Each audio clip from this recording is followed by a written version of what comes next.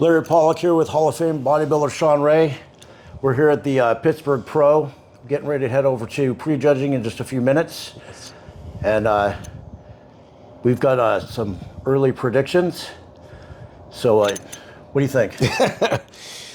A prediction like this is pretty easy to make when you have a Mr. Olympia in the lineup. And there's only one Mr. Olympia champion competing. What has it been? A month? Maybe 2 months after he just won the Arnold Classic. So this is, for me, probably a runaway victory for Derek Lunsford if Derek just keeps doing what he's already done and shown us. He's been on a terrific run from the Olympia. 3rd place in October, 1st place in March, and he would really have to have something catastrophic happen like right now in order to not wind up in the victory circle tonight. I'd agree with that completely. I think Derek's going to take it. I think that he's going to have some competition, though, from Martin Fitzwater and also Nick Walker. Well, no, Martin Fitzwater's a formidable foe, and he showed that at last year's Mr. Olympia where he was 4th place in... there were some people that might have been able to give him the nod over Derek. Derek was not 100% when it was in October, but I think Martin was as close to his best. He then went on to compete again after that and qualify for this year's Mr. Olympia. So he doesn't really have anything on the line right now. He's already qualified to compete in October, but he has a lot to prove. And when you're a bodybuilder with a lot to prove, you might rise to the occasion. We saw Gunther Schlierkamp catch Ronnie Coleman off guard after Ronnie had won the Olympia, went over to pick up a paycheck in Louisiana at the GNC Pro and got beat. Derek is here not to pick up a check. He says he wanted to be a part of what Jim Mannion has built here in Pittsburgh. It's his first time having this Pit Power Expo competition, and he wants to be the first, kind of like Rich Gaspari was when Arnold had his first competition. But with a $100,000 payday, it's nothing to take lightly. I think Derek is going to be focused and dialed in. I think Martin is still a work in progress, but he is going to be closing that distance between him and Derek. I think they're both going to hold Nick Walker off. I just don't see Nick beating Martin Fitzwater, although I've seen stranger things happen. Well, Martin is, according to Martin, 8 pounds heavier than he was at his last competition. He didn't need to be. He didn't need to add more. No one said Martin was small. No. And that can work against you. Again, I think what Derek has proven, he didn't get bigger for the Arnold Classic. He got harder. And that hardness separated him and put him into the victory circle. Now, when Hottie shows up in October, that's going to be tested. But for Martin Fitzwater, more size is not what he needed. Just like Nick Walker, more size wasn't what he needed. But this will be a test of the up-and-comers. I think this is the Nick Walker and Martin Fitzwater rubber match and bragging rights. I mean, there's a lot at stake for those two, but I think this is Derek and a runaway. Well, both Martin and Nick are coming in bigger, and I expect both of them to be totally peeled in condition, as well as Derek. And Derek may be bigger. I don't know. Maybe he's just harder, but he looks bigger. Well, when you're harder, you appear bigger. Right. You give the illusion of more size because you're seeing things that you normally can't see when you're holding a slight film of water. So those are our top 3, and I think I give Derek Martin the nod over Nick just because of the better structure, and I think size-wise they're going to be comparable. Although Nick is looking like an absolute freak right now, and he does have better muscle quality as far as like the arms and hamstrings. When it comes to structure and shape, I think Martin's the more complete bodybuilder. Yes. So if I got to be a betting man, I'm going to go with the complete bodybuilder. Martin could be tightly soft and still appear better because he doesn't have the genetic flaws that Nick Walker does. Nick has got to be peeled. If Nick is holding a slight amount of water, he's going to look blocky, and the flaws are going to show up even that much more. Nick on the run-up on his social media looks phenomenal by himself. Pale skin, bright lights, but on stage with the tanning and with the oil and with the pressure and with the moment, some guys, it doesn't carry over from social media to the bodybuilding stage. We don't control the lighting on a bodybuilding stage, nor do you control who you're standing next to. Waterworks can happen. You start sweating.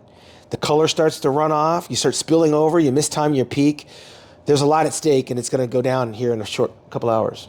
Now, while Nick doesn't have the best structure, we have seen Dorian Yates, Jay Cutler, Gaspari, Branch Warren. Yeah. All didn't have the best structure, but came in with a ton of muscle and crazy conditioning. So muscularity is the number one deciding factor. It's supposed to be anyways in the judging criteria, according to Steve Weinberg. So Nick does have the advantage in that area. Well, he also has the pedigree. He's won the Arnold Classic. He's won the New York Pro twice. He was a top 3 Olympian. I mean, the guy's got the pedigree. He's been away for a little bit. His first time back on stage in almost a year. And the question is, where is his head at? Can he keep it all together and make it all the way through this competition? There's not a lot riding on the line when you're competing with the Mr. Olympia in the lineup. It is a golden opportunity. Man, if he could beat Derek and beat Martin Fitzwater, there's a lot for us to talk about and chew on up until October. But if it doesn't materialize here, it's not a slap in the face losing to a former Mr. Olympia Arnold Classic winner, and it sets the stage for New York. Now, New York a week from now could be interesting because, again, Martin is qualified. If Derek has a lifetime qualification. If those two don't wind up in New York, you got to lean on Nick to be a 3-time New York Pro champion with another ticket on his way back to the Olympia, can kind of slow things down, take the pressure off, and he's back in the Olympia conversation for the top 4 guys. If that doesn't happen and Fitzwater takes him out here, takes him out in New York, Nick is going to be left in a very precarious situation. Now, hypothetically, even if, let's say, Derek wins and Martin takes second, that doesn't mean Nick is out of the conversation if he makes an outstanding showing. Sure. We've seen Rolly Winkler, he won the People's Champ that one year, and I think he was 3rd or 4th. Yeah. He was the freak of freaks up there on that. I think that was when Shawn Roden won. That's right. Yeah. And Rolly definitely was most impressive, like just muscle-wise on stage. Well, don't get it twisted. When Derek's on, he's arguably one of the most muscular guys, too. Nick looks freaky muscular, but there's some things wrong with the physique. However, Derek shows stuff on his physique that when you turn around to the rear, Nick is not going to be able to display. Notably, his legs are not the best in the business. Carries a lot of muscularity on the upper half, but from the back though, he has the hamstrings. Yeah, he does have the hamstrings from the rear. It's going to be interesting. We could pick this thing apart all day long, but it's going to come down to timing. Prejudging is right at the peak of noon, so it'll be a good time for these guys to peak. Some guys spill over, so this is a timing show. It's a timing contest. Now, going into 4th place, we have the battle between Krizo and basically William Bonac. And Krizo is from the front looking like an absolute freak. Yeah. However, I've been told somebody just saw him at the tanning, and from backside, and he's not showing his backside, he's completely flat. He has nothing back there. Yeah, nothing going on. He knows it. That's why he doesn't show it. Right. But it's a genetic thing, and he happens to be one of those bodybuilders that looks better from the front than the rear. The question is, he's on an island. There's nobody going to be as big as Krizo. So there's him, and then there's everybody else. So trying to battle with William Bonac is kind of apples to oranges. And Bonac he's a more complete bodybuilder, although Bonac has a very short waist taper from the shoulders to his waistline. It's very short, the midsection, but Bonac has been known to miss his peak a time or two, and this is going to be another one of those situations where he's going to have to be very crisp in order to beat some of these guys. Krizo will be in the conversation, I think, in the top 5. I'm not sure he's going to beat Bonac. Actually, at Bonac's last showing, he looked his best ever almost. Yeah, which was phenomenal considering, he battled back at his age from injuries and came back to. He looks better than he did when he competed younger. Yeah, and again, this is, I think, his swan song. He's made it known that I think this is his final year, so he's doing it with everything he's got, and he's not losing ground to these guys. So, should he be able to get up there and make a top 4 a showing? Again, I got him as my shoe-in for the Masters Mr. Olympia in August.